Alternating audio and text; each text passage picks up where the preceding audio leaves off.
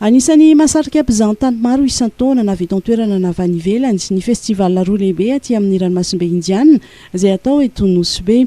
Tafiditra anatin'ny kolontsaina sy ny fanandratana ny zavakanto ary fialamboly sy fampahafantarana ny Nosy-be amin'izao tontolo izao ihany koa izany satria ny sehatry ny fizahantany dia anisan'ny fitaovana hoentina hampandrosoana ny faritr-diana. Ny fanatanterahana izay festival izay dia tafiditry agnatin'ny fampandrosoana ny lafiny sosialy satria fanasandrantana ny kolontsaintsika sy ny fanasandrantana ny zavakanto.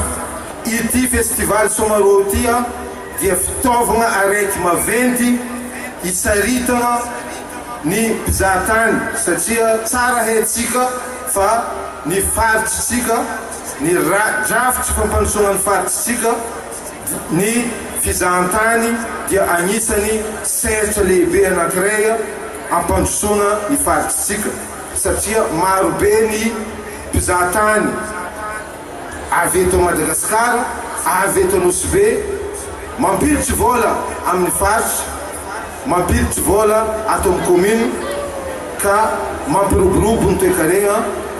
Mampiditra vola eo amin'ny faritra sy ny commune ary ny vahoaka ny festival toy itony. Fotoana izao hanomezan-danja ny hetsika izay nangingina tao anatin'ny roa taona noho ny fisian'ny valanaretina Covid-19. Hita tsara fa ravoravo ny vahoaka jiaby nohon'ino tao zay nagnodody ny valanaretina Covid-19. Mankasitraka ny filoham-pirenena sy ny lehibe ny gouvernemanta nagnamiatsika fanafody be ny azaka fitondram-panjakana jangatsika mandiana ny valanaretina Covid-19 avoka be ka eto atsika miarafaly miaraka amin'ny ravoravo eto amin'ny stade Ambodivanio Nosy-be. Mandritry ny 5 andro nanaovana ny festival izay ahitana hetsika maro ankoatra ny fampisehoana an-tsehatra dia nisy ihany koa ny karnaval namakivaky tanàna nandritry ny andro voalohany sy ny fanapoahana afomanga.